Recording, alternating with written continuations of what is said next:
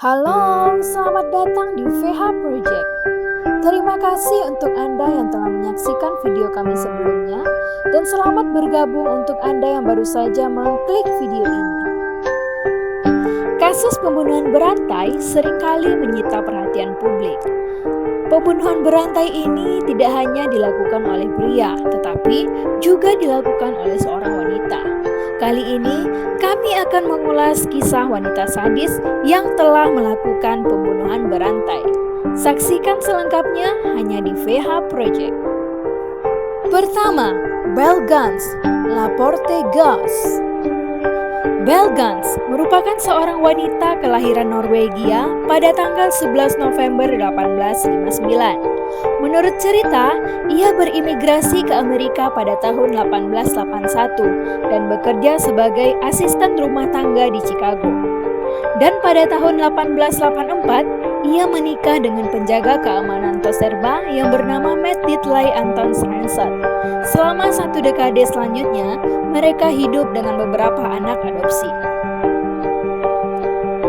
10 tahun setelah pernikahannya, tepatnya di tahun 1894, pasangan tersebut membeli sebuah toko permen.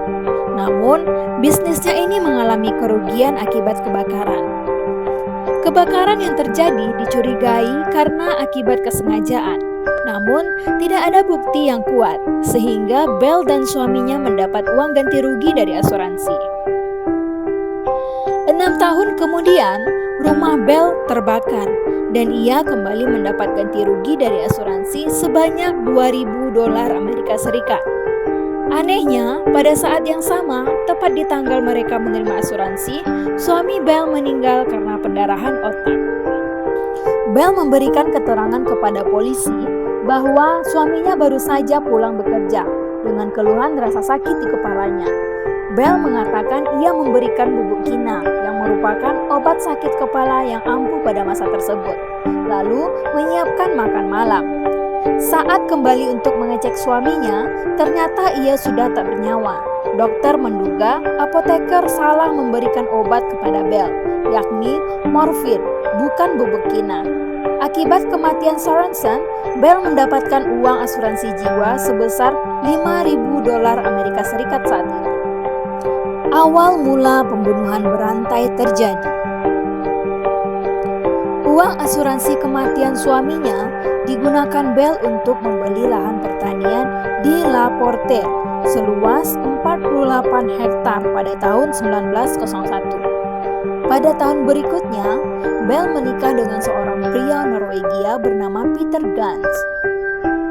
Namun, sangat disayangkan 8 bulan kemudian Peter ditemukan mati dengan bagian belakang kepala yang hancur. Belle menangis histeris dan mengatakan kepada dokter bahwa penggiling daging jatuh ke atas kepala suaminya tersebut. Dengan tidak adanya bukti dan otopsi, kematian Peter ditetapkan sebagai kecelakaan. Beberapa tahun kemudian, Belle memasang sebuah iklan pribadi di koran untuk menarik pria yang kesepian, berbisnis dan menjadi pasangannya. Modus ini dijadikan jalan untuk melakukan aksi pembunuhan berantainya. Banyak pria tertarik dengan iklan tersebut dan menghubungi Belle. Belle memberikan 2 syarat bagi pria-pria tersebut untuk menemui dirinya. Syarat pertama, si pria harus membawa semua uangnya, bahkan tidak boleh meninggalkannya sepeser pun. Dan syarat kedua, ia harus merahasiakan kepindahannya kepada orang lain. Tujuan utamanya adalah untuk menguras harta pria saat menemuinya. Beberapa pria yang menjadi korbannya adalah George Berry yang datang dari Illinois dengan membawa uang tunai sebesar $1.500 Amerika Serikat. Selain itu, Christian Hilfen menjual pertaniannya dengan harga $2.000 Amerika Serikat lalu mengunjungi Belle. Yang lainnya adalah Emil Tell yang juga datang ke La Porte dengan membawa uang sebesar $2.000 Amerika Serikat. Sementara itu, Ole Birchberg dan John Moy membawa $1.000 Amerika Serikat. Semua pria tersebut tidak pernah terlihat lagi setelah menemui Belle. Pada tahun 1906, seorang pria bernama Andrew Hardline yang berusia 49 tahun menjawab iklan yang dipasang Bell di koran berbahasa Norwegia. Andrew masuk ke dalam perangkap Bell dan akhirnya mereka menjalin hubungan 18 bulan berpacaran secara jarak jauh melalui surat sebelum akhirnya mereka bertemu secara langsung. Di sela hubungannya dengan Andrew, di tahun 1907, Bell memperkerjakan tukang kayu yang bernama Ray, dan pada akhirnya mereka menjadi sepasang kekasih. Namun, Ray diusir tanpa alasan saat Andrew sampai di rumah Bell pada tanggal 3 Januari 1908. 3 hari kemudian, Bell dan Andrew pergi ke bank lokal. Di sana, Andrew menukarkan 3 sertifikat deposit dengan uang sebanyak $2.839 Amerika Serikat atau pada saat ini setara dengan 1 miliar rupiah. Awalnya ia ingin menerima cek saja, namun Bell yang sudah tak sabar meminta uang tunai dan setelah mendapatkan uang, mereka pergi dari bank. Saat itulah merupakan saat terakhir Andrew terlihat masih hidup. Pada tanggal 27 April 1908, lahan pertanian Bell terbakar. 3 anak asuhnya mati dalam kebakaran tersebut. Selain itu, ditemukan tubuh wanita tanpa kepala di sisa kobaran api. Namun, tidak ada yang bisa memastikan apakah itu milik Bell atau bukan.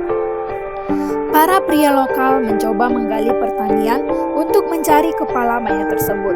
Namun, yang mereka temukan sangat mengejutkan. Warga melihat daging manusia, lengan, dan bagian tubuh lainnya yang sudah terpotong-potong. Yang diketahui bahwa bagian tubuh itu adalah milik Andrew Hardline. Saat menggali lebih lanjut, mereka menemukan bagian tubuh membusuk yang lainnya. Bagian tubuh ini ditutupi oleh kain goni, sementara tangan dan kaki tersebar di sekitar lahan pertanian. 2 hari kemudian, nama Bell memenuhi surat kabar yang ada di Norwegia. Orang-orang memanggilnya dengan julukan Raksasa Indiana, Hantu Laporte, Nyonya dari Istana Kematian, dan juga Putri Neraka. 12 mayat ditemukan di sekitar lahan Bell. Namun, salah satu pencatat rekor dunia memperkirakan total korbannya sebanyak 28 orang. Mereka pun mencatat Bell sebagai pembunuh modern dengan jumlah korban terbanyak. Tidak ada yang mengetahui nasib terakhir Bell, mengingat pemilik tubuh tanpa kepala itu tidak pernah ditemukan. Sebenarnya, ada 2 kemungkinan. Apakah Bell melarikan diri atau mati dalam peristiwa kebakaran? Bagaimana menurut kalian? Kedua, Black Widow, Vera Renzi. Vera Renzi merupakan seorang wanita kelahiran Romania tahun 1903. Ia terlahir dari keluarga kaya raya, keturunan bangsawan Romania. Saat berusia 13 tahun, ibunya meninggal dan membuat ayahnya memutuskan untuk pindah ke kota, serta memulai kehidupan baru di sana. Vera tumbuh menjadi seorang wanita yang tidak suka dikekang dan bebas melakukan apa saja yang ia inginkan. Salah satunya adalah ia seringkali berganti pasangan. Ia telah berkencan dengan banyak pria semasa remajanya. Sampai suatu hari, ia memutuskan untuk menikah dengan seorang pria bernama Kalsi dan dikaruniai anak yang bernama Lorenzo. Kehidupan rumah tangga Vera dan Carl awalnya berjalan sangat baik. Bahkan, bisa dibilang tidak pernah terjadi pertengkaran.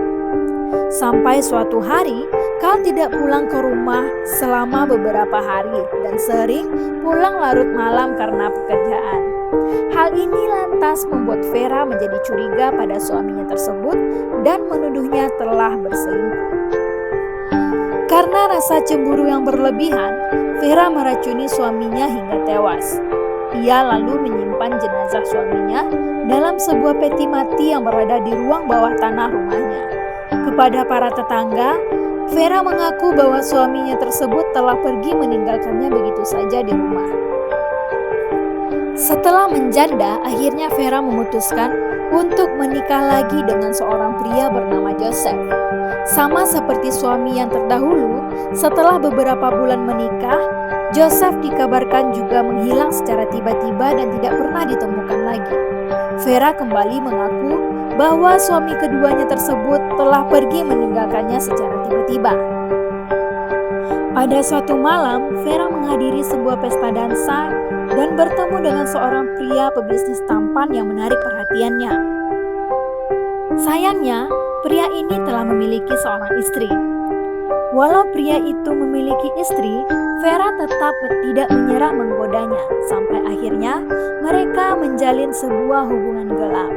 Sampai suatu hari, istri dari pria itu dikabarkan tengah mengandung. Setelah beberapa waktu menjalani hubungan gelap, pria itu mendatangi Vera ke rumahnya untuk mengakhiri hubungan gelap mereka. Vera yang tidak terima dan tidak mau kehilangan, akhirnya menghabisi nyawa pria itu dan menyimpan jenazahnya di peti yang berada di ruang bawah tanah bersama jasad korban Vera lainnya. Istri dari pria terakhir yang dibunuh Vera akhirnya tidak tinggal diam dan melaporkan kasus hilangnya suami ke polisi. Setelah melakukan penyelidikan lebih lanjut, akhirnya polisi memutuskan untuk melakukan penyelidikan pada Vera yang saat itu dicurigai terlibat dalam kasus hilangnya pria tersebut. Setelah menggeledah seisi rumah Vera, polisi berhasil menemukan 35 jenazah pria dalam peti mati yang ada di ruang bawah tanah rumah Vera. Pria tersebut diduga adalah kekasih Vera yang ia bunuh dan ia simpan jasadnya. Dari jenazah yang ada, polisi juga menemukan jenazah seorang anak laki-laki yang diduga itu adalah Lorenzo, anak Vera dari pernikahan pertamanya dengan Carl. Vera mengaku membunuh anaknya karena ia berusaha untuk melaporkan perbuatan ibunya tersebut kepada orang-orang. Setelah diinterogasi, ternyata Vera mengaku bahwa dirinya tidak ingin para kekasihnya tersebut meninggalkannya untuk wanita lain. Ia juga mengatakan bahwa dirinya ingin menjaga pria tersebut untuk selamanya. Itulah kisah wanita pembunuh berantai tersadis versi VH Project. Dari kisah ini dapat kita lihat bahwa harta dan cinta bisa membuat seseorang gelap mata, sehingga logika tak lagi bermakna. Mereka rela melakukan apa saja untuk mendapatkannya. Terima kasih untuk Anda yang telah menyaksikan video ini. Sampai jumpa di video selanjutnya.